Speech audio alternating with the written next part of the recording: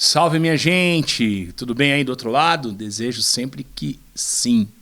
Bom dia, boa tarde, boa noite.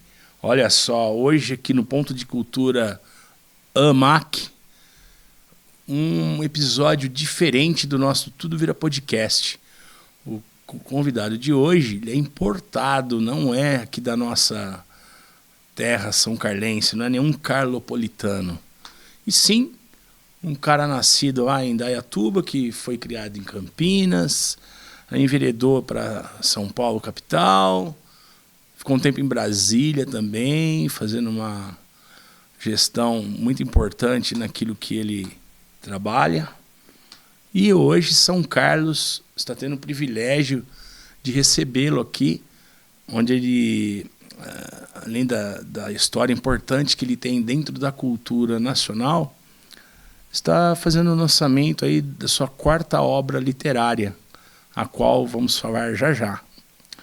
Nós estamos recebendo hoje o historiador, ele é mestre em História, pós-graduado em Administração Cultural pela PUC, mas a primeira graduação é na Unicamp, depois tem doutorado pela USP em São Paulo, na Faculdade de Filosofia, Ciências Humanas, né? É isso. E já foi o gestor de cultura e turismo lá em Campinas. Depois ele foi para São Paulo, na capital, onde atuou na Prefeitura de São Paulo com a Secretaria de Esportes e Lazer. E no começo dos anos 2000 foi para Brasília, onde atuou no Ministério da Cultura. E ele é o grande pai, o grande criador dos pontos de cultura, os famosos e conhecidíssimos pontos de cultura, e criou o programa Cultura Viva. Nós estamos falando de Célio Roberto Turino de Miranda, ou simplesmente Célio Turino. Muito obrigado por aceitar o convite de estar aqui conosco no nosso Fica mais próximo, né, podcast. Fica à vontade. Salve, Ângelo. Salve, salve. Muito obrigado por aceitar o convite e falar um pouquinho da sua história para os nossos espectadores do outro lado da tela. Eu que agradeço o convite, né? Foi a partir do Dagoberto, né? Isso. Aqui pela AMACC, ou AMAC, e um espaço assim que é um ponto de cultura belíssimo. Só de chegar aqui eu já gostei. Assim, as salas de aula, os instrumentos musicais, é toda uma ação comunitária, né?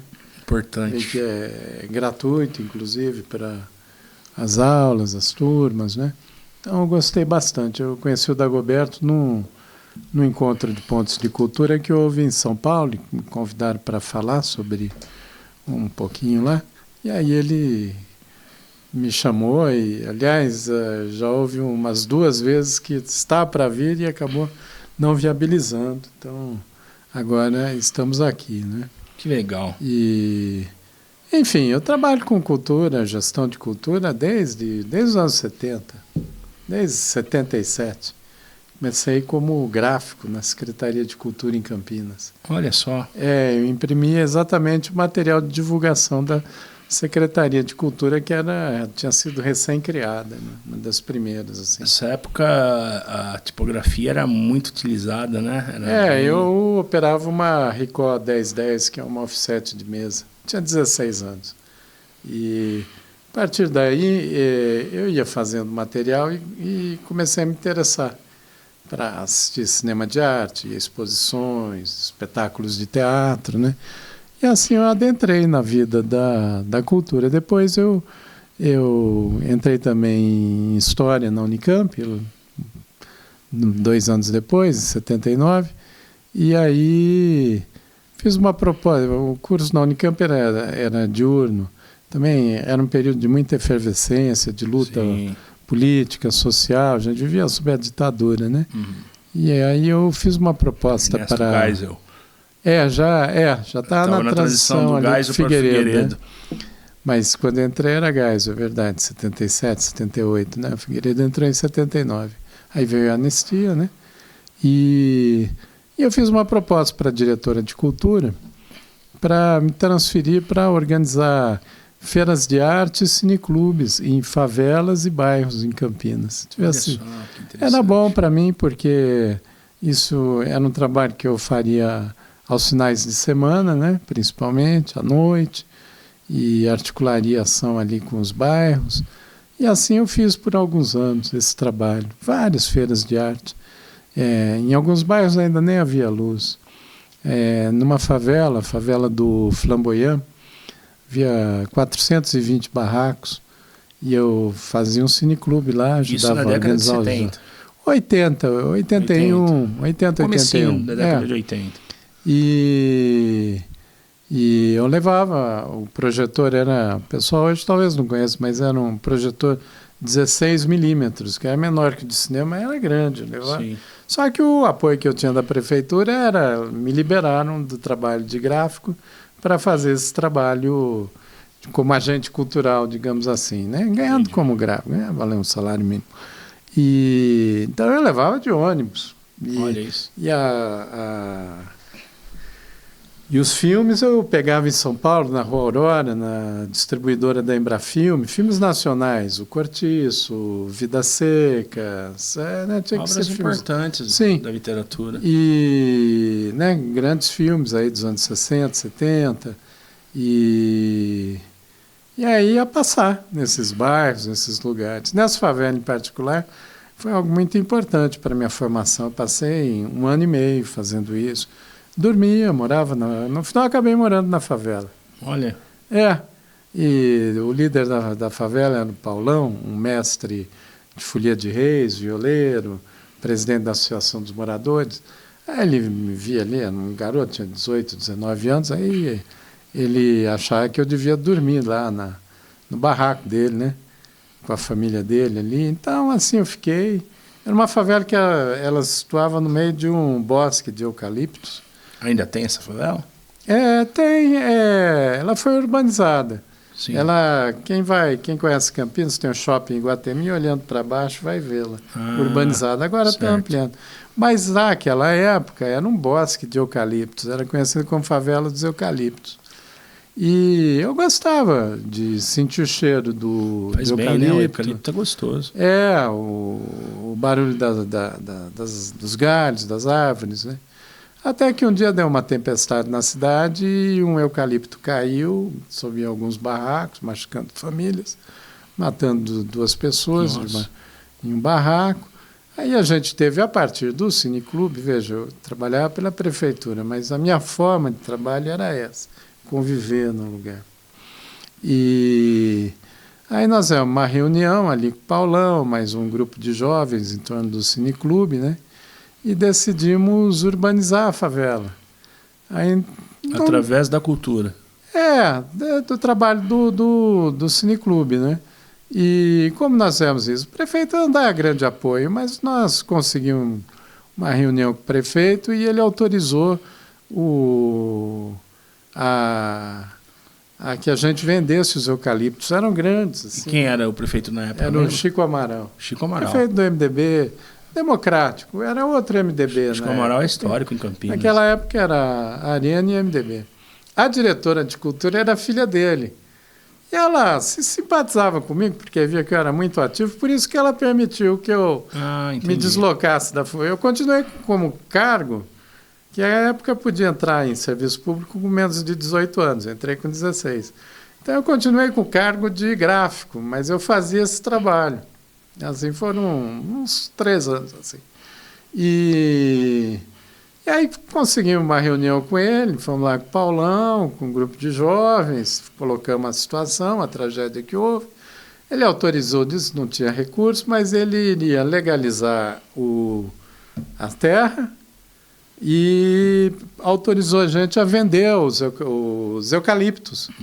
Então, nós acertamos aí com uma empresa, como eram eucaliptos grandes, né? Conseguimos um bom preço, aí fizemos uma pequena olaria com terra mesmo do lugar. Do próprio local. E organizamos, começamos a tirar as pessoas de alguns barracos, elas iam dormir em outros barracos, aí derrubávamos parte dos eucaliptos, acertamos uma empresa, ela vinha, pegava, ela deu dinheiro para a associação E assim urbanizamos 420, fizemos 420 casas. Parabéns, isso é muito Isso a partir da cultura.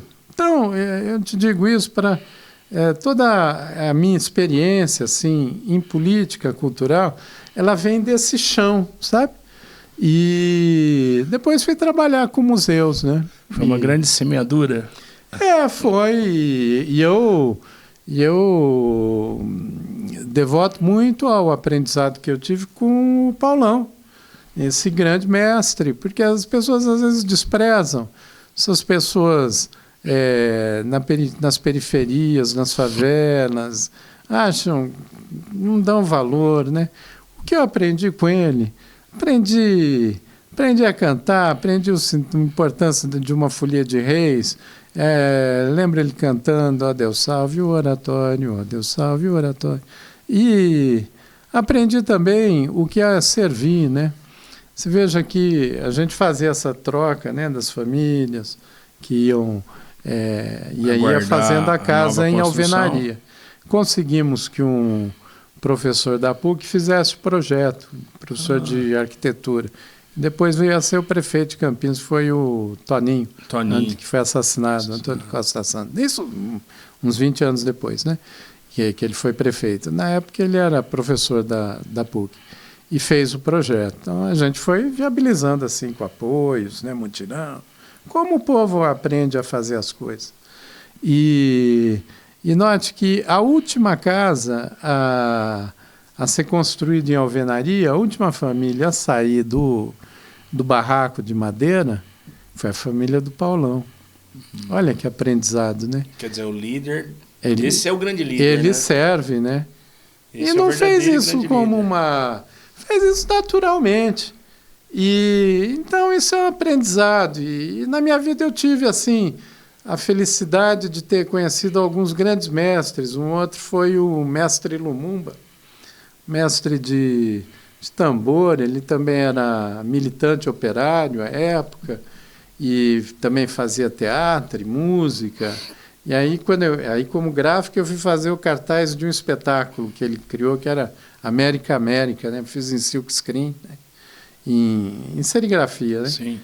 Também outra que... Aí eu fui trabalhar no museu, aí eu encontro lá uma baiana de acarajé na frente do museu. Eu estava terminando o curso de História na Unicamp e já tinha mudado o governo, aí o prefeito era o Magalhães Teixeira, e o diretor de cultura me viu sentar um pouquinho meio encostado, deu uma mudança de governo, foi um período meio atribulado, que houve, está ali num canto.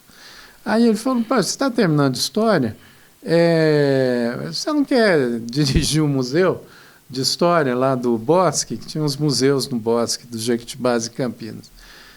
Vai para lá, você está terminando a faculdade. Não mudou nada, meu salário continua, tudo salário mínimo.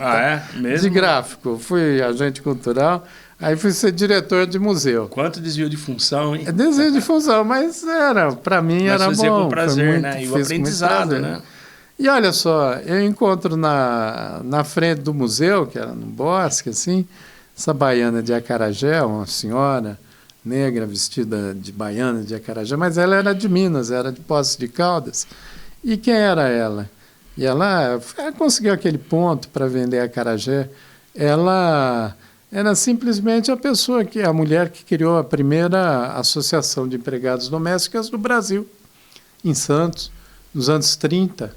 Olha isso. E foi do Partido Comunista, se inscreveu na FEB, Forças Expedicionárias Brasileiras, para trabalhar como auxiliar de enfermagem, e depois foi muito perseguida, e aquela vida doída de gente pobre e simples, né, do nosso povo, né? Aí ela já, no final da vida, ali tinha esse espaço para ter uma renda, né? E o nome dela era Laudelina de Campos Melo, uma grande brasileira também. E nos meus encontros com ela, eu aprendi muita coisa. E aí, fazendo exposições, contando história da cidade, que é algo que foi um período muito bom da minha vida, isso nos anos 80. Né? Depois eu vim a ser secretário de Cultura em Campinas, mas aí já em 90. E o prefeito era o... Jacob Tarr. Ah, o Jacó. Na época eu era do PT. Mas naquela época eu até tinha saído a vereador, ajudei na campanha, fiquei como primeiro suplente, mas o Jacó era novo. Com 28 Sim. anos eu fui secretário de Cultura em Campinas. E o Jacó me chamou primeiro para secretário de governo, mas eu mesmo, quando deu uma oportunidade, falei, me põe na cultura que eu entendo mais, porque essa parte do secretário de governo tem que ficar negociando com vereador. Uma dor de cabeça do caramba. Eu lembro de uma coisa horrível. Eu era secretário de governo, né? Assim, seria o cargo mais importante. Eu tinha 28 anos de idade. Também a gente vai. Aí um vereador vira para mim e fala, olha, vocês são minoria na Câmara, mas porque vocês querem. Vocês têm que aprender que para segurar um ratinho é só pisar no rabinho dele. Como se fosse para ele pedindo para mim que eu fizesse isso e pisasse no rabinho dele, desse alguma coisa, alguma benesse. Aí ele me deixou tão enojado, eu me lembro, não vou citar o nome do vereador, nem sei se está vivo ainda, mas veja, uma mentalidade assim tão corrompida, né? Uhum. E aí eu falei, não, esse ambiente não é para mim. Mas aí na cultura, todo esse aprendizado que eu tive com figuras como Paulão, também com meu avô, que gostava muito de ler, que era um confeiteiro, também com a Laudelina, também com o mestre Lumumba, ter vivido em favela por opção, tá? E eu apliquei isso como secretário de Cultura. E primeiro projeto nós vamos fazer, recreio nas férias. Fizemos para 90 mil crianças. A cidade tinha 800 e poucos mil habitantes à época. Hoje tem 1.200.000. E aí a ideia era tirar as crianças no período de férias. Tinha um programa do governo federal, era do Collor. Era um programa para dar merenda para as crianças nas férias. Mas isso era muito pouco. Mas tinha uma verba um pouquinho maior que veio. Eu falei, não, vamos pegar isso aqui tudo para a cultura e vamos dar oficina de artes, vamos levar as crianças para passear, conhecer museus da cidade, fazer passeio de Maria Fumaça, que tem lá uma Maria Fumaça. Fizemos até em presídio.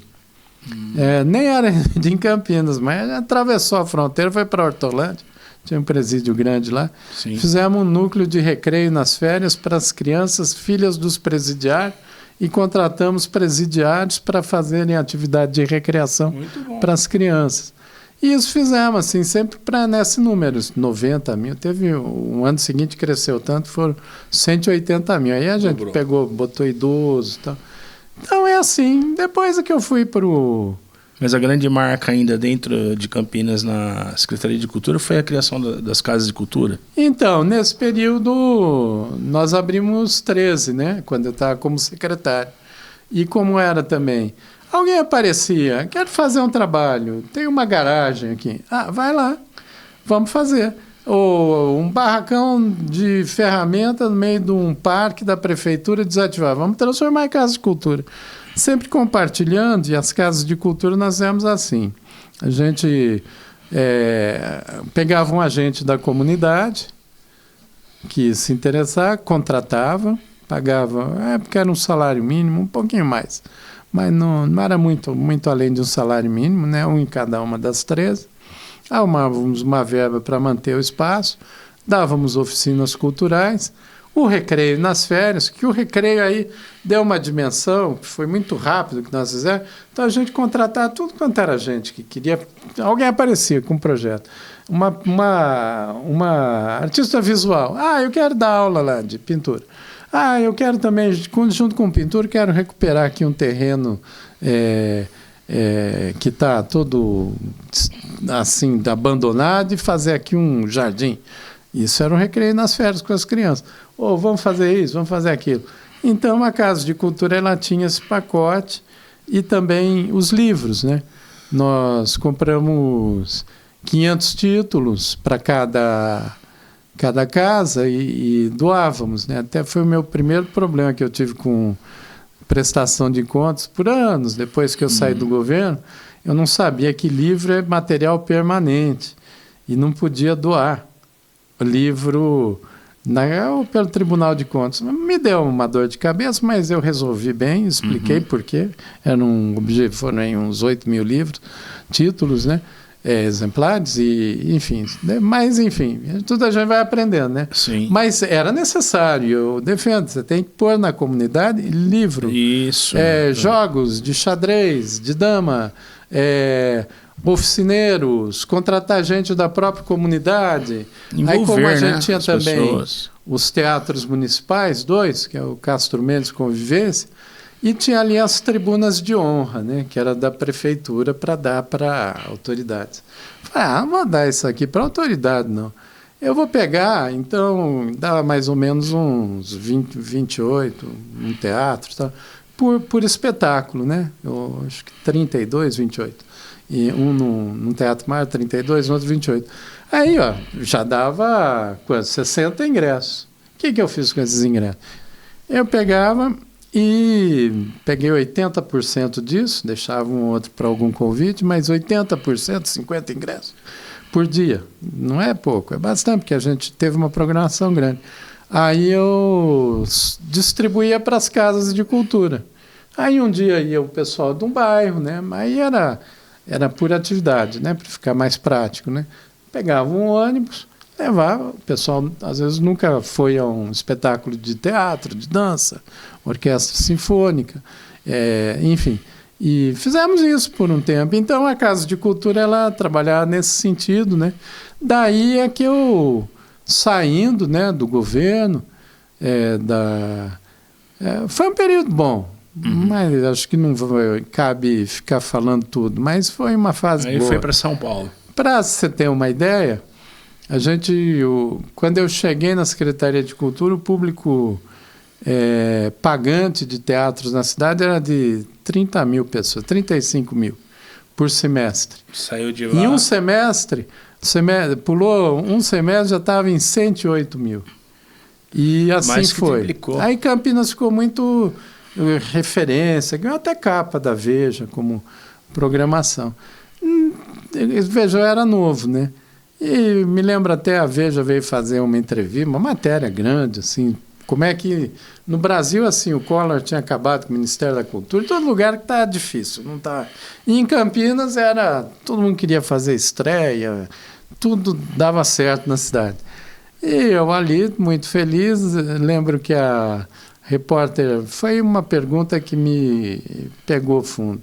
A repórter perguntou para mim, né, a jornalista da Veja, aí você não tem medo de, mudando o governo, as coisas retrocederem? Falei, não, isso está bem consolidado na sociedade. Era um engano meu, né? Mudou o governo.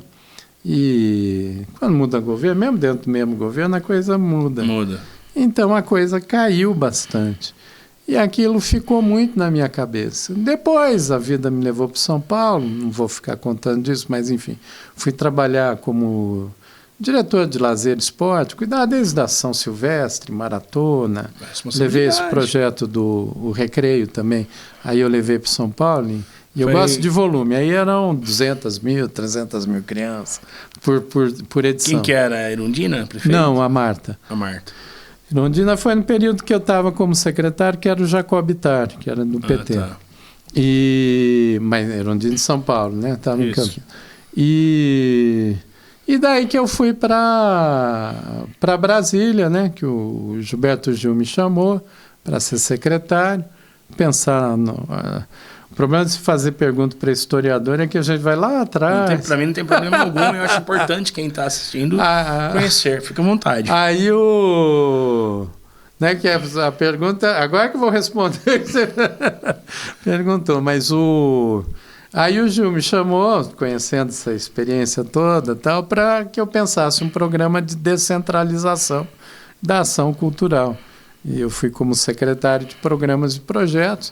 Foi quando eu peguei toda essa bagagem de experiência de morar na favela do Flamboyant, fazer cineclube e urbanizar a favela ao mesmo tempo, conhecer gente do povo como Laudelina, como Mestre Lumumba, Recreio nas Férias, e contratar presidiário para ser monitor de cultura para os filhos deles, e fazer casa de cultura em garagem, Recreio nas férias, e levar o pessoal dos bairros para os espetáculos e tudo.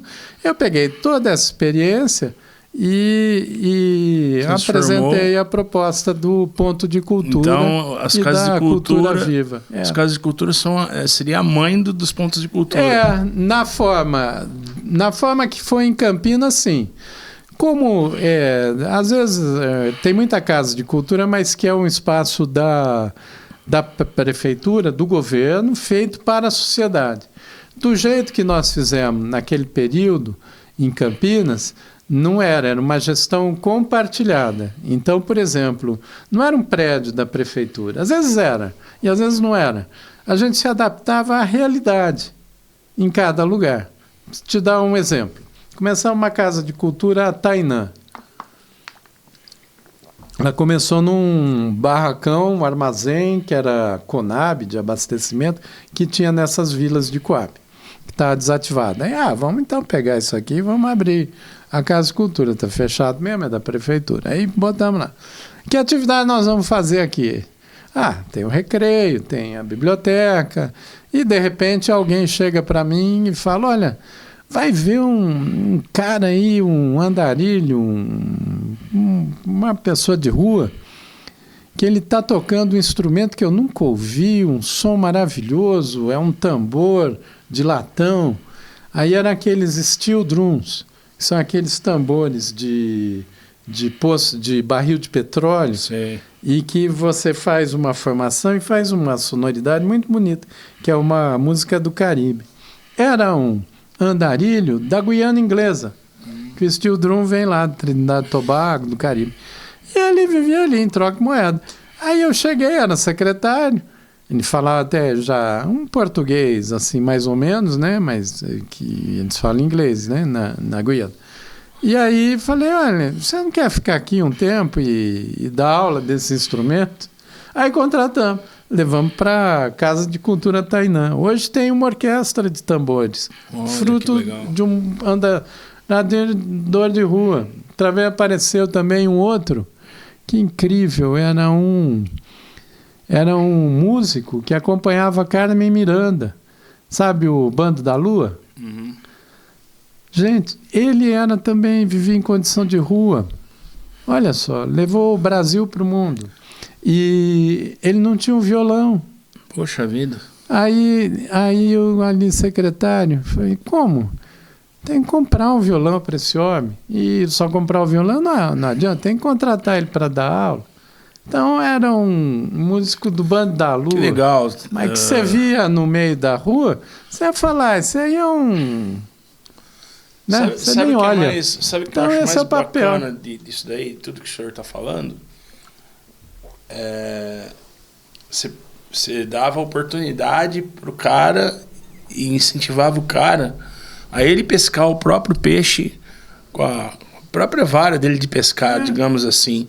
Não chegava, come o peixe aí. Você falou que o cara precisava do violão, mas isso foi além do violão. Ele tem capacidade para dar aula. Então ele vai usar o talento dele à disposição de outras pessoas que querem aprender a tocar o violão.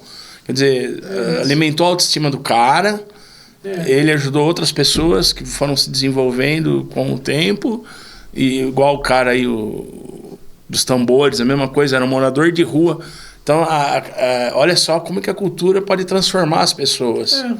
É incrível, é maravilhoso isso. Quer dizer, a gente sabe disso, na verdade. É que falta gestão que enxergue dessa forma, né? E eu acho assim, contei para você, meio corrido, né? Tem várias outras coisas, mas porque é assim. Ocorre que, às vezes, quem está no governo, quem está no poder, se vê como muito poderoso, porque tira o poder dos outros, e vê como quem sabe tudo. Na verdade, a sabedoria está em ver nas pessoas comuns, na simplicidade da vida, a beleza e iluminar essa beleza para que ela flore. O ponto de cultura é exatamente isso. Então, o nome, inclusive, eu consolidei para o nome Ponto de Cultura a partir de um conceito matemático, que é do matemático grego Arquimedes, né? Século III antes da nossa era, e que era dá-me um ponto de apoio, que é o que você falou. Então, o conceito dele, né? Dá-me um ponto de apoio e uma alavanca e eu moverei o mundo. Então, a ideia com o Ponto de Cultura foi essa. E assim nós vamos, 3.500 pelo Brasil, e depois essa ideia circulou aí pelo mundo, então hoje está em 18 países. 18 países? Que bacana. Por exemplo, São Carlos, enquanto houve aí de 2000 a 2012, mais ou menos, governos do PT, a cidade criou aí os pontos de cultura. Eu vim assinar aqui, eu me lembro bem. Aí teve uma mudança de governo, a qual, de alguma forma, quis priorizar uma outra coisa e colocou os pontos de cultura de lado. Na época, o senhor teve conhecimento disso? Mas aí já não está no governo. Não. Isso é em 2010. Tudo bem, mas o senhor teve conhecimento. Aí ele ficou bem decepcionado. Sim, eu acho que eu até gravei um vídeo quando desmontaram, em protesto, mas eu já estava fora. Sim. Eu vim aqui assinar o convento, tinha pontos de cultura ótimos aqui em São Carlos, na primeira década de 2000. Lembro da Teia. Tem excelentes pontos. Tinha uma rede, né, porque a gente repassava o dinheiro que nós criamos. Primeiro nós éramos direto pelo Ministério da Cultura. Depois nós vimos que está crescendo tanto, era importante envolver os entes federados, né, Estado e municípios, né? Então eu consegui um acordo que era bom. Eu negociei pessoalmente com todos os governos estaduais e também com algumas prefeituras. Uma delas foi aqui de São Carlos, 80 no total. E a gente dava R$3 e a prefeitura punha mais um. Então também aumentava o recurso. E com isso nós éramos uma rede, não lembro ao certo se eram 6 ou 8 pontos aqui em São Carlos. E vim acompanhar os trabalhos, né, nos encontros aqui. Inclusive, nessa primeira leva, né, todo ponto de cultura recebia... Cada um fazia o trabalho do seu jeito, mas só tinha uma obrigatoriedade: ter isso aqui. Ter um estúdio multimídia. Em software livre. Então a gente entregava um kit de microfones, 2 computadores operando como ilha de edição, uma mesa de 8 canais e uma câmera de vídeo. O celular ainda não gravava, né? E todo ponto tinha essa obrigatoriedade. Por quê? Porque... para poder ficar registrado devidamente. Claro, o povo registrar a sua memória, as suas músicas. Com isso nós criamos uma rede de cineastas indígenas que hoje ganham prêmio pelo mundo afora, são pouco reconhecidos aqui, mas ganham muitos prêmios. E eu mesmo já fui ver lançamento de filme no Xingu, feito pelo Ziquepeng, com os Axaninca, lá na fronteira com o Peru, e filmes de altíssima qualidade. E era toda a rede chamada Vídeo nas Aldeias. E assim fomos fazendo, né? E tudo isso operando em software livre. Para você ter uma ideia, no início dos pontos de cultura, nós chegamos a desenvolver, que a gente tinha também uma ação de cultura digital, autônoma. E nós chegamos a desenvolver uma rede social que unia as funcionalidades do YouTube e do Facebook. Não havia Facebook em 2006. E o pessoal tinha criado, com o apoio que nós demos, né? Depois foi interrompido. Imagine se tivesse seguido, né, o que a gente não teria avançado. Mas em governos, mesmo de continuidade, tem tropeços. Aí saiu o Lula, veio a Dilma. Ela talvez nem tenha percebido, mas enfim, esse foi um problema. E a coisa foi sendo desmontada. E atribua muito dos retrocessos assim, que o Brasil viveu a essa não compreensão em terem dado a continuidade devido à cultura viva e aos pontos de cultura. Apesar disso, a ideia está tão bem sólida com os pontos de cultura que muitos continuaram mesmo sem apoio de governo e agora volta assim com mais força, né, a partir da Lei Aldir Blanc. Acontece que a vida às vezes leva a gente por caminhos diferentes, né? E a partir de 2011 eu comecei a ser chamado para falar dessa ideia, que um passo para o outro, tá? E fui correndo aí os países, né? E tanto que é isso, muito na América Latina, do México, Chile, Argentina, e começaram a editar meus livros também em espanhol, em outros países, falando dos pontos de cultura. E aí fizeram uma grande rede de pontos de cultura na América Latina, também na Indonésia começamos, e a comunidade europeia também foi depois pensar numa legislação aí para a cultura digital e para a área de notícias, né? Porque hoje você tem um fenômeno chamado deserto de notícias, porque quebrou as fontes de financiamento da imprensa local. Nós, pelo Cultura Viva, tínhamos criado uma alternativa a isso. Nem sabíamos que ia ter um deserto de notícias, mas já prevíamos, né? Mas ainda naquela época não tinha. Nós criamos os pontos de mídia livre.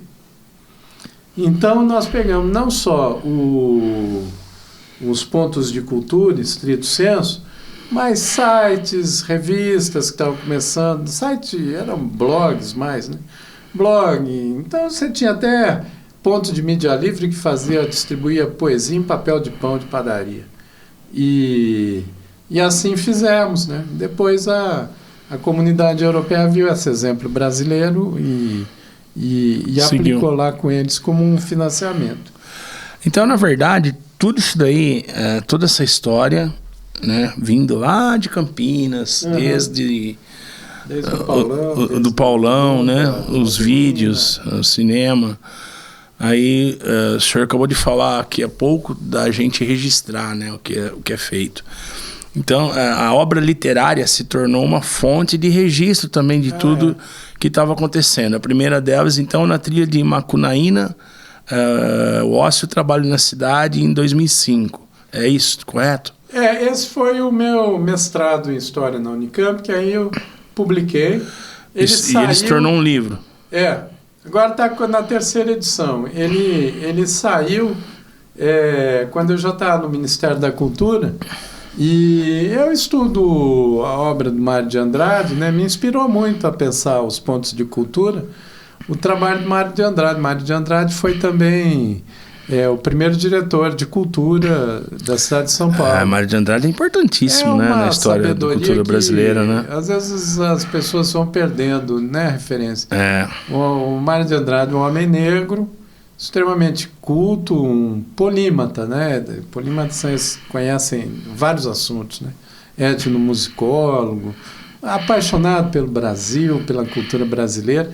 Foi um grande secretário de cultura e eu mergulhei no trabalho dele, analisei a obra Macunaíma nesse livro eu falo da questão da redução da jornada de trabalho e do ócio como necessidades para a realização de uma vida plena, né? Então foi esse livro. Eu tenho muito carinho por ele. Agora o Senac lançou uma terceira edição. Faz 2 meses, um mês e pouco. Isso foi há 20 anos atrás. Aí depois, 2009 para 2010, Ponto de Cultura Brasil de baixo para cima. Esse foi o seguinte. A secretaria que eu assumi no Ministério da Cultura, que você fala, fez tudo isso, como fez? Com 5 servidores. Uma secretaria pequenininha. E a verba também era pequena, mas como a gente apresentou as ideias, a coisa cresceu e ganhou muito recurso. Vai demorar contar como foi isso, então deixa para outro dia. Mas quem ia falando dos pontos de cultura pelo Brasil, como era um conceito novo, tinha que explicar para as pessoas. Fui eu. E isso era muito sacrificado, porque Eu tinha me separado, tinha 2 filhas adolescentes que ficaram comigo em Brasília. Então, não foi fácil. Imagino. E tinha que viajar pelo Brasil. Aí eu fui a 600 comunidades. Nossa. Quais? Com o Zé Alapiti no Xingu, conversar com o cacique Aritana e fazer um ponto de cultura que recuperou o idioma Alapiti. Subi o Rio Amônia para falar com o Beck Pianco, que fazia cinema e queria aprender a fazer cinema. Sempre apaixonado pelo rústico, né? E em quilombo, em favela, em municípios pequenos.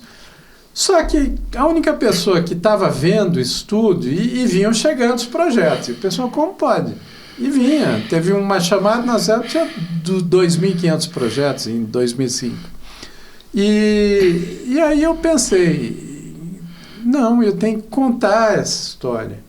E então, esse livro, Ponto de Cultura, o Brasil de Baixo para Cima, eu escrevi praticamente assim, em aeroporto, que ficava esperando avião, tá? Ou em hotéis. Então, são histórias. E coloquei a filosofia e o conceito, assim, bem a quente. Né? E lancei Foi bom, o livro tem poucos exemplares aí. Teve 2 edições, deve ter vendido uns 10 mil exemplares. Não, dá um total. Tá quase esgotando esse. E depois o da América Latina. 2020. Né? Esse, na verdade, esse livro quem pediu para eu escrever foi o Papa Francisco. Ah, é? Que o Francisco era um grande admirador dos pontos de cultura. Ele, quando arcebispo em Buenos Aires, ele conheceu os pontos de cultura. Na Argentina, como o Brasil, assim, no período da Dilma, deu uma refreada, a Argentina chegou a ter mais pontos de cultura que o Brasil, num determinado período. Foi o período que ele era arcebispo. Ele tem um conceito que ele desenvolveu, que é o da cultura do encontro. É essa busca de sentido, juntar os diferentes. E ele viu que o ponto de cultura dava organicidade no território para esse conceito que ele desenvolvia. Tá? Aí, quando ele se torna Papa, ele pede para a assessoria dele localizar quem tinha idealizado, formulado essa política. Eles chegam a mim e foi coisa de 20 dias, assim. Uma amiga, a gente fala, tem uma amiga que está trabalhando com o Papa, ela quer falar com você. Eu falo, tá bom. Tá. Sabe aquela coisa? Não sei o quê, tá. Mas aí eu falei, tá bom, qualquer hora a gente conversa. Não, é que eu quero marcar. É um convite do Papa para você ter uma reunião com ele, né? Aí deu uns 20 dias entre o primeiro e-mail e eu estar lá sentado com o Papa, explicando o que era. E já sabia muita coisa. E depois me convidou para ir outras vezes no Vaticano, dar palestras lá, tal, na Academia de Ciências. E aí eu dei o livro Ponto de Cultura, que já tinha edição em espanhol para ele, e falando com entusiasmo do que eu estava vendo na América Latina. Guatemala, El Salvador, escrevi a biografia sobre Medellín e tal. Aí que ele falou, você tem que escrever isso. E eu inclusive assinei um convênio com o Vaticano como pessoa física, me comprometendo a fazer o livro. Veja só, o cara que viveu lá na favela dos Eucaliptos em Campinas foi parar lá no Vaticano junto com a Vossa Santidade. E aí foi uma relação. Eu, assim, tenho formação católica, porque é família italiana, mas a minha vida fui mais um militante comunista, marxista e tal, né? E o encontro com Francisco foi algo muito especial, uma pessoa assim, para além até da religião, pelo sentido da espiritualidade, uma pessoa de uma visão única. E minha esposa, assim, ela é católica, praticante. Eu, assim, não era... vendo outras coisas. Mas daí, com ele, a gente teve enfim, não vou entrar muito, mas não deixa... Aí foi, é um marco importante. Foi muito, né? Fomos criando. E aí eu lancei, em 2017, eu fui viajando de volta por boa parte desses lugares que eu fiz pela América Latina. Minha esposa organizou as viagens, aí eu ia só para escutar. E escrevi o livro Cultura a Unir os Povos, um livro de arte, até conseguimos um patrocínio, foi do Instituto Olga Cos com o Bradesco, né, porque era para entregar Papa. Né? E Francisco ele foi tão generoso que ele cedeu o Castel Gandolfo, sabe, é o castelo de verão dos papas. Sim. Não fica ali no Vaticano, mas é território do Vaticano, fica uns 50 quilômetros de Roma, que todos os papas usam como espaço de verão, mas ele transformou num lugar de encontros, de ideias. E aí cedeu, eu lancei o livro lá. Só que quando... Esse foi uma edição única de arte, bonita, em 4 idiomas. Então. E aí está esgotado. E aí eu vi com o Sesc aqui para lançar também uma belíssima edição, com fotos, tudo. Só que achamos por bem mudar o título, né? Porque não era exatamente como foi o que eu lancei lá. Então ficou Por Todos os Caminhos, Pontos de Cultura na América Latina. Aí escrevo a biografia comunitária de Medellín, faço, enfim, conexões, falo sobre a educação do povo totonaca, no México, que é um povo de umas pirâmides maravilhosas, assim, até hoje eles fazem, é uma educação toda diferente, eu vou explicando como é isso, vou em San Antônio de los Cobres para encontrar um grupo de jovens em que ali naquela cidade, está a 4 mil metros de altitude, jovens se atiravam de uma ponte, na cidade com maior índice de suicídios na Argentina. E aí eu vou entender por que isso acontecia e como que eles conseguiram, a partir da cultura, quebrar esse ciclo, né? Tudo isso está no livro, né? Uhum. E conto sobre os griots também, né? Eu estudei bem sobre os griots, assim. Nós tivemos até uma ação. São essas bibliotecas vivas que vêm da África. E agora o Sementeira. Então, chegamos hoje... Para chegar no livro de hoje. Isso. Sementeira, que está sendo lançado hoje aqui em São Carlos, né? Aqui o Tudo Vira Podcast está sendo, acho que o penúltimo compromisso do dia. Daqui eu saio para lá, né? Já saio lá para Rogéria para fazer o lançamento do oficial do livro, né? Já passou lá na Rádio Fiscar, já foi visitar o presidente da Câmara, algumas autoridades da cidade. E o Sementeira, ele acaba sendo uma espécie de continuidade de um pouco dessas outras obras? Ou tem algum encontro com as obras anteriores? Ou é uma coisa diferente? Você veja, eu me vejo como um homem caipira. Assim. Eu gosto do sertão, eu gosto do interior. Só que a vida me puxou para o mundo, né? E o ano passado, eu e a minha esposa, o ano retrasado, gente, já com a pandemia, decidimos sair de São Paulo, né?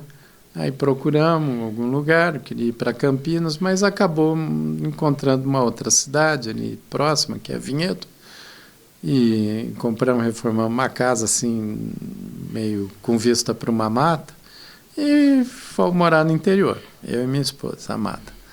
E aí chegando lá, eu até fiz a minha biblioteca, tinha área gourmet. O que eu mais gostei na casa foi a área gourmet. Aí eu peguei e falei, não, ótimo, é esse lugar, porque era todo envidraçado, virado para a mata e para um pé de café que tem no quintal. Aí eu peguei e falei, vai ser ótimo, eu vou arrancar a churrasqueira, arrancar o forno de pizza, arrancar a pizza, fazer uma estante, aqui vai ser minha biblioteca e aqui eu vou passar até o resto da minha vida. E então, meu primeiro livro eu escrevi nesse ambiente. E por isso que eu dei esse título até. Eu passo uma série de experiências, aí 40 anos, né?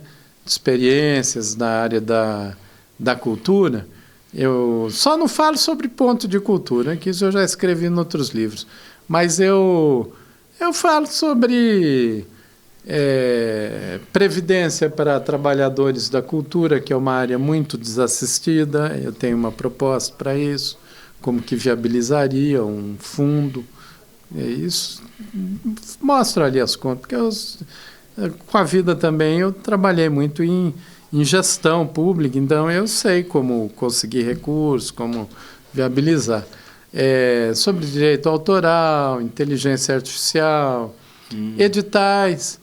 É importante com as Lei Aldir Blanc, né, que abriu aí pela pandemia, essa possibilidade de recursos descentralizados, né, até participei disso, assim, da formulação, ajudei, né, na época da pandemia e tal, mas eu vejo que só o recurso não basta, às vezes se reproduz muito essa política de edital e de concorrência para os grupos culturais adquirirem recursos, mas nem todos conseguem.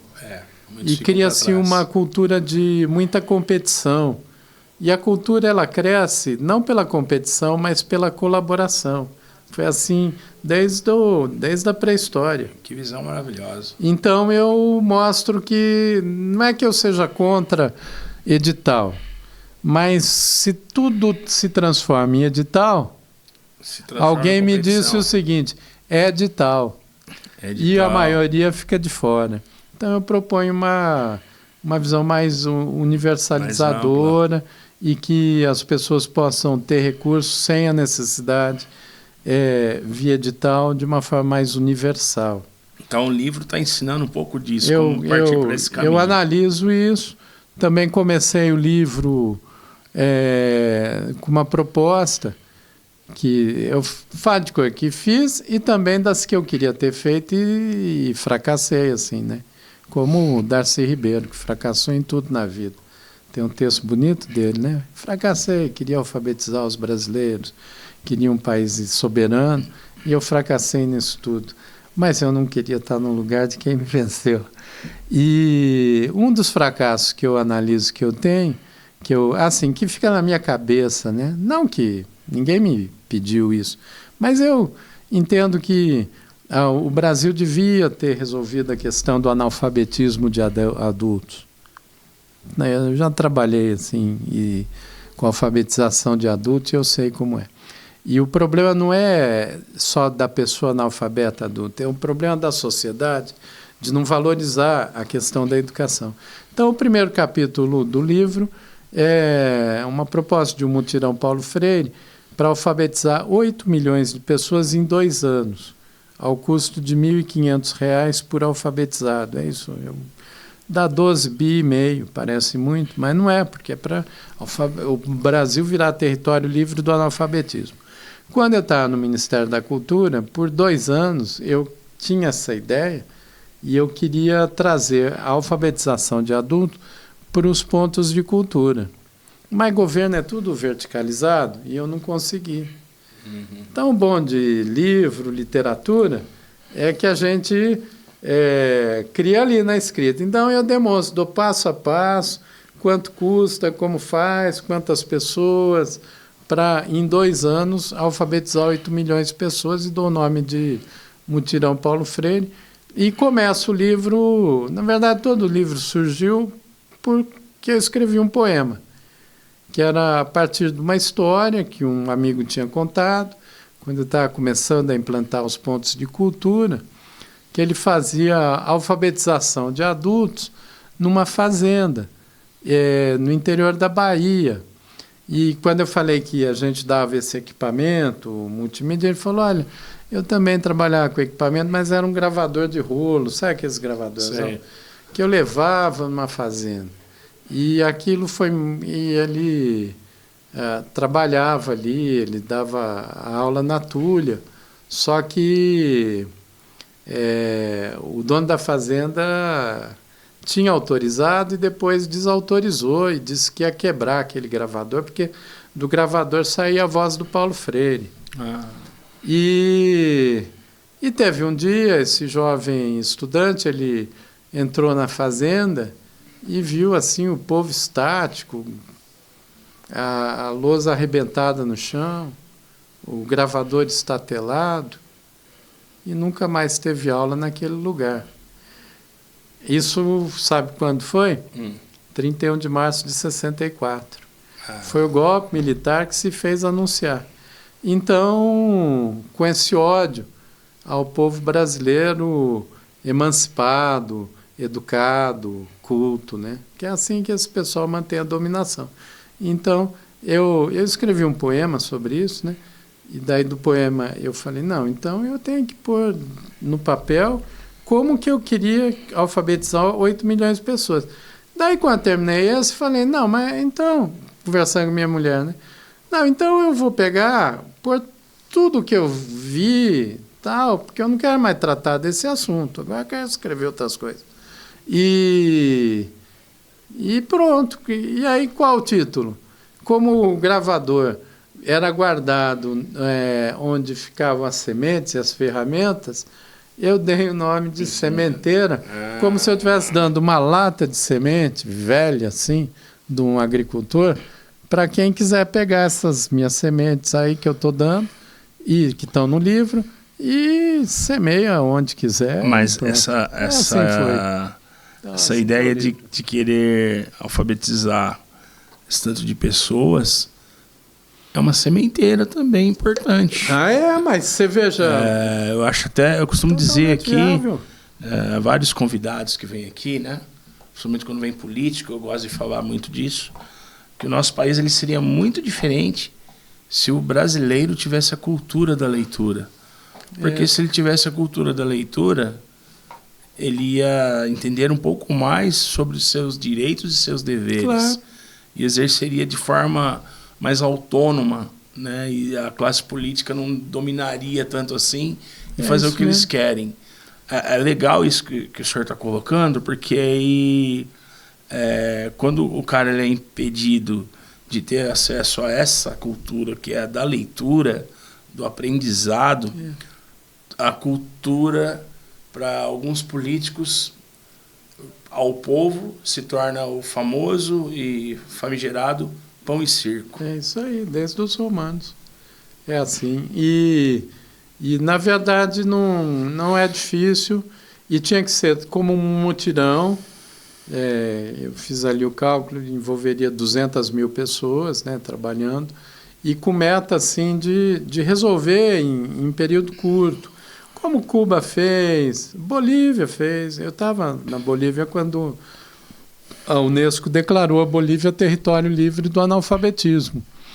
E isso foi em 2014. E muitos países africanos, agora tem uma região na África chamada região do Sahel, que é ali Burkina Faso, Mali e tal, que eles estão fazendo uma revolução assim muito bacana. E eles conseguiram botar para fora aquelas dominações francesas, né? Então, e tudo também pela educação. E, infelizmente, aqui no Brasil, o que eu digo assim que é o fracasso é que a gente sequer colocou o desafio de eliminar o analfabetismo como uma prioridade para a nação, né? Então, deveria ser. Eu comecei e eu quero falar disso nos lugares. O senhor já fez a semeadura disso. Agora cabe às pessoas. São Carlos deve ter pouco. Aqui talvez já seja. Qual deve ser o taxa de analfabetismo aqui? Uns 4, 3%? Aqui eu não tenho, no momento, esses dados. Ser pouco, mas porque aqui tem as universidades e tudo mais. Então, mas você veja, não podia acabam ter influenciando. E tinha que pegar, mesmo para aprendizado dessa garota, tem aqui curso de pedagogia na Federal, tinha que estar alfabetizando todo mundo. Nem que para isso fosse necessário interromper um semestre de aula e botar os estudantes.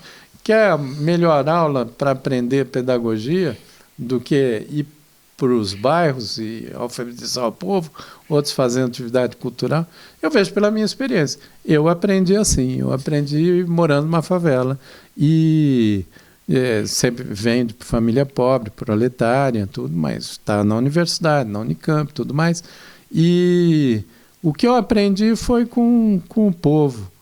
E a hora que a gente respeitar e valorizar o que a gente conhece do povo, a gente seguramente vai ser um país diferente, melhor. Estão passando um dado estatístico ali. Quanto é? Ó, tem aí, né? Vamos ver. Aí é de São Carlos ou é do Brasil? É São Carlos, né? São Carlos. Então, olha só. Tem aí população... Aqui eu imagino que o índice é bem alto, mas independente, mesmo que as pessoas saibam escrever, assinar o nome e tal, ler assim bem rapidinho, mas tem um problema da reflexão sobre a leitura, né? Então, você tem que fazer uma ação muito, muito intensa aí. O princípio é o seguinte: ninguém pode ficar para trás. Não. Um país, uma nação que admite que alguém fique para trás, essa nação está doente. Verdade. É isso aí. E após a sementeira, já tem um plano aí para uma próxima obra literária ou a coisa flui naturalmente? Não, do eu nada? escrevi também. Eu sempre gostei de poesia. E sempre escrevi um pouco de poesia, mas eu nunca publiquei. Mas às vezes nos meus livros tem texto, vai indo ensaio, é acadêmico, mas às vezes ele escorrega para o poético.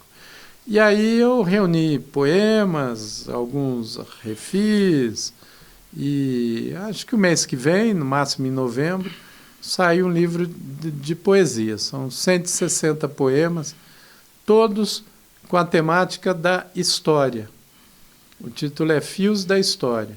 Então eu fiz 5 capítulos. Um é sobre conceito de história, também homenagens que eu faço a mestres de história, professor meu, alguns historiadores, e conceitos gerais sobre o que é microhistória e tal. Depois um sobre o narrativa e verdade, sobre esse sentido de verdade narrativa.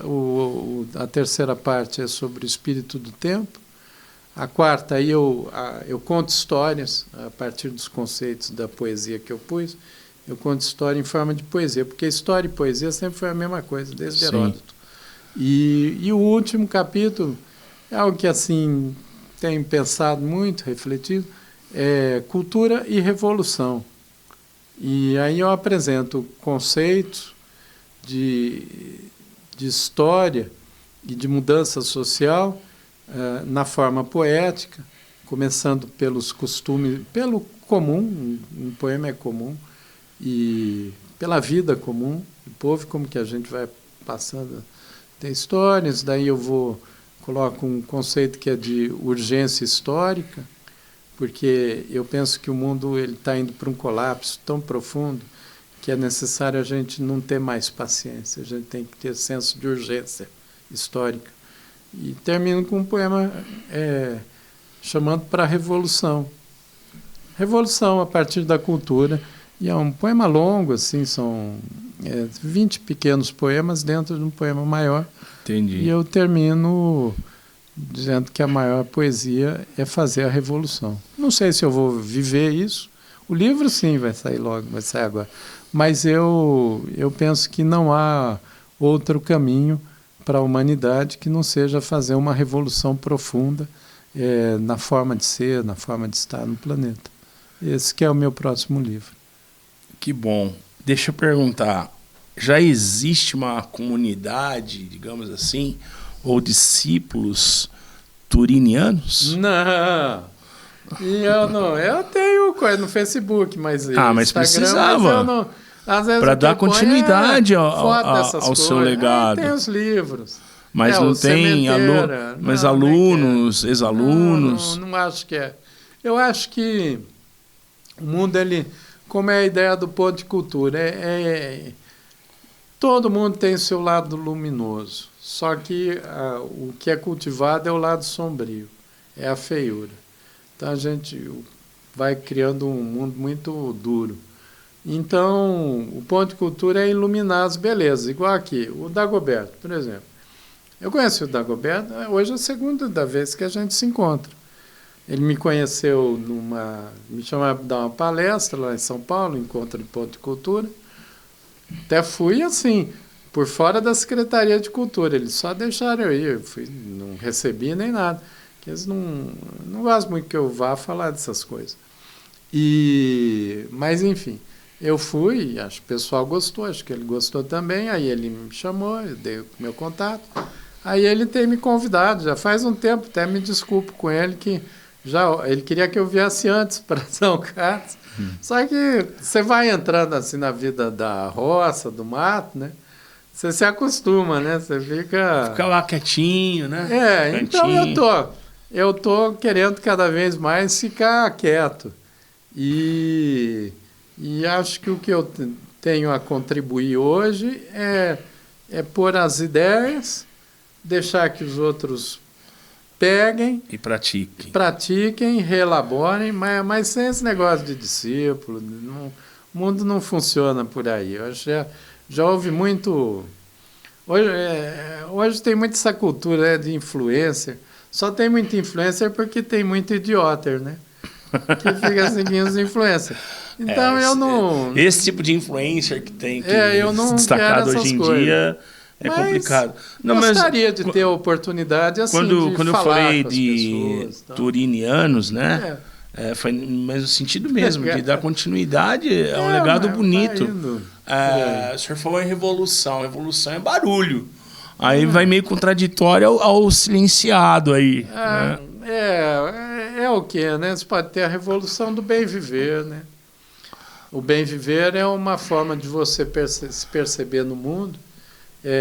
Vem dos ameríndios, né? Em Guarani modo bom de viver na casa, que é o Tecoá Porã. E o do Quichua é Sumac Calçai, que se traduziu como bem viver. E é uma forma, é muito simples. É você ter 3 harmonias. O segredo é isso. A harmonia de você com você mesmo, do indivíduo com ele mesmo, do indivíduo com a comunidade e da comunidade com a coletividade da vida. E perceber que todos os seres, eles têm, aí eu vou pegar um outro idioma, tem um arraio, que isso é em Aymara, que é idioma pessoal do altiplano, mas na Bolívia. A pedra tem um arraio, tem uma força vital, tem uma alma, tem um sentido. A água é uma coletividade de vida. Me lembro quando eu estava atravessando os Andes, aí um amigo meu já falecido, Ivan, lá da Bolívia, eu falei, eu quero sentir aqui essa geleira, né? Aí ele me chamou, falou, escuta aqui, eu pus o ouvido na geleira e parecia uma sinfonia. Até o Dagoberto é músico, ele podia compor uma sinfonia da água, assim, porque por trás da geleira... Aí já é meio hermetismo pascual. Vai destilando, que faleceu agora, recente. Gênio brasileiro. Aliás, a gente perdeu muita gente boa esse período agora.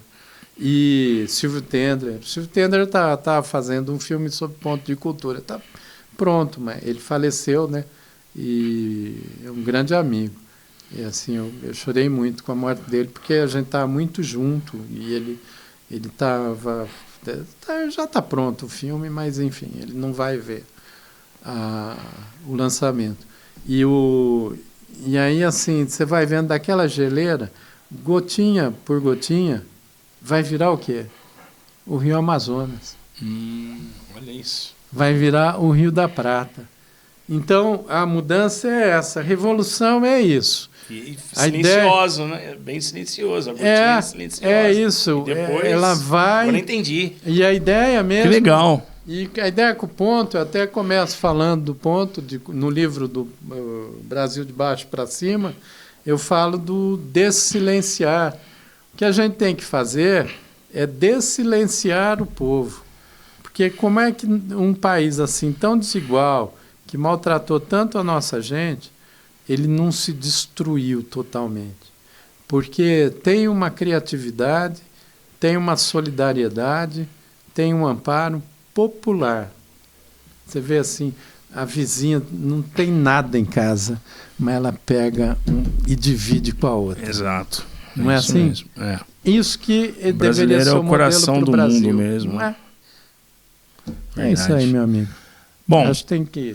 só mais duas aqui. Assim, ó. mas é rápido.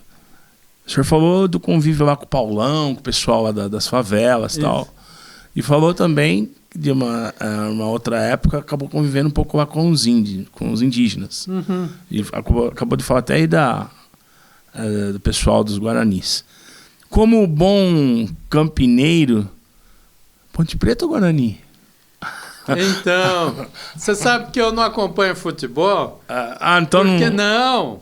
Eu acompanhava. A Ponte Preta estava para ganhar em 77. Isso. E eu ia assim, eu era moleque.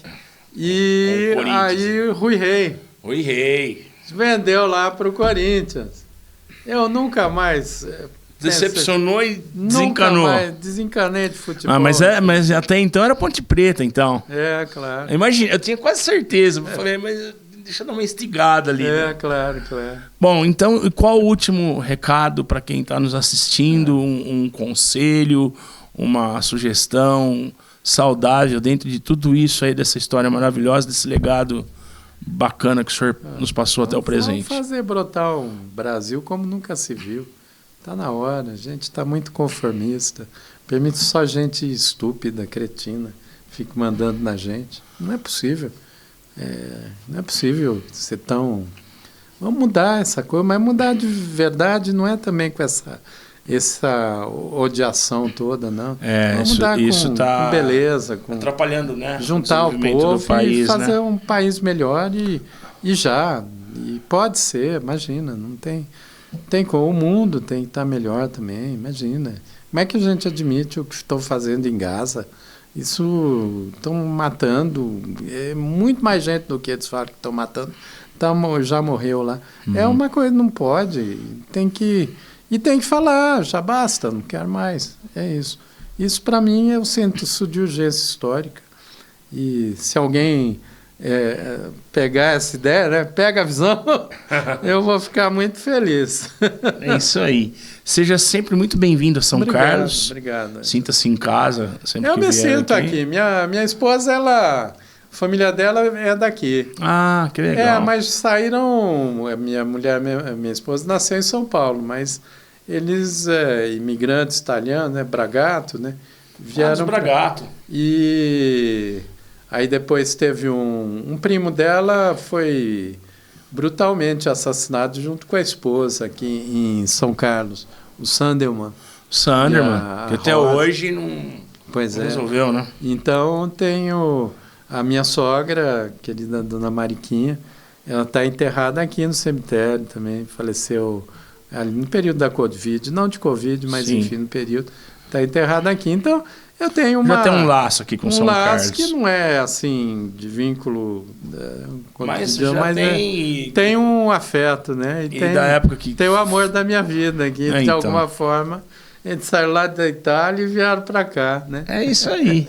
Mas seja sempre muito bem recebido e vamos lá para o lançamento do livro, que seja já está sendo um grande sucesso. E vamos lá comemorar, né, esse livro, essa obra maravilhosa. Muito obrigado. Eu que mais agradeço. Uma vez. Obrigado. Você foi super generoso. Às vezes eu achei que eu falei demais. Desculpa aí. Não, eu acho que tem que falar demais. Acho que o que é saudável, salutar e importante para as pessoas ouvirem é necessário ser falado. A gente ouve tanta besteira aí no dia a dia que ouvir uma conversa dessa faz bem, sabe? Alivia, lava a alma, dá uma... Nossa, sinceramente, não é piegas, nada disso, não. Eu estou me sentindo leve com a conversa que a gente teve aqui. Bom, muito obrigado. Foi um grande aprendizado para mim que... te chamei de Paulo. Vê se esse cara foi lembrando Paulo. O Angelão, eu sou ligado à cultura através da música. Paulão Angelão. Né? Eu sou ligado à cultura através da música desde os meus... se pegar mesmo desde o meu primeiro ano de idade, que eu ficava com um radinho dentro do carrinho de bebê, que para parar de chorar tinha que colocar a música no radinho, senão eu ficava chorando. E você toca o quê? Eu sou cantor. Sou cantor. E radialista, né? Que a rádio também é a minha outra paixão. Você vai cantar lá, não? Vou dar uma canja lá depois. Então... Vou dar uma canja lá, ter esse privilégio também. Obrigado. Então, por nada. Então, né... Eu amo a cultura está dentro de mim também, né? Foi através da minha mãe, que foi uma educadora, foi uma radialista também.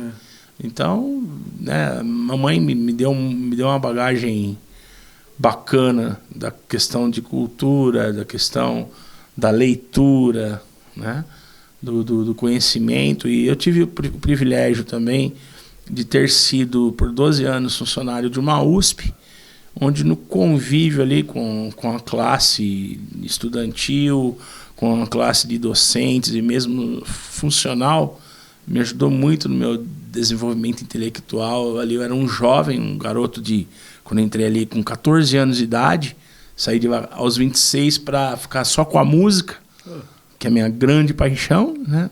E você canta o quê? Eu tive o privilégio de ser cantor durante 30 anos em bandas de baile. E é o... Então, o cantor de banda de baile, ele canta de tudo pouco. É a melhor escola, né, para cantor. Maravilhosa, escola maravilhosa. Eu tive o privilégio de pegar na época que estava no auge ali. Desde música internacional. Eu canto bolero, inglês, eu canto música italiana, eu canto MPB, eu canto reggae, soul, blues, entendeu? Várias coisas, forró, sertanejo. Então a banda de baile dá essa versatilidade maravilhosa pra gente, né? Tem meus projetos musicais aí que já aconteceram, outros que estão vindo. Estou montando agora um projeto de black music nacional, Jorge Benjor, Simonal, eu gosto do Hildon, Cassiano, Tim Maia, o próprio que está na novela, ele tem a obra musical dele também, o Tony Tornado, entendeu? Estou montando um projeto aí, em breve vai tá rodando aí, se Deus quiser. Com 14 figuras, metaleira, percussão, 3 back vocals negras. Então vai ser bonito o negócio. Vai ser um negócio. Vai ser legal, vai ser bem bacana. Figurino meio afro, sabe? Vai ficar legal. Quando estiver estreando, pede pro Dagoberto me avisar. Eu quero ver se eu levo lá para Campinas. Vamos ver se consigo levar para lá. Aí, se estiver mais perto lá, eu aviso o senhor. Eu pego o seu contato e aviso. Tá bom. Tudo virou podcast hoje, minha gente, com esse grande escritor, historiador, privilegiando São Carlos hoje, o pai dos pontos de cultura. Muito importante. Dagoberto, parabéns. Você mandou mega bem nessa. Foi um convidado importado de extrema importância. A história desse cara é maravilhosa. O cara ia lá na favela, passar filme pro povo da favela e acabou sentando-se junto com a sua santidade Papa Francisco, cara, das favelas para o Vaticano e para o mundo, e os pontos de cultura hoje divulgados aí por 18 países. Tudo vira podcast, gente. Olha, se você sabe de alguém que ainda não se inscreveu, convide para que se inscreva. Deixa lá seu comentário também se gostou. Se não gostou, desce o pau. Isso aí tá uma porcaria. Pra gente tentar fazer o máximo para melhorar. Mas quem tá assistindo sabe que a entrega aqui é natural e de coração. Não tem nada forçado, não tem nada combinado, não tem... Hoje teve esse papelzinho aqui, que eu não gosto de papel na mesa. Mas nem usei muito ele, não. Gosto de usar aqui, né? Mas é isso aí. Tudo virou podcast com o querido Célio Turino. Até o próximo. Tchau.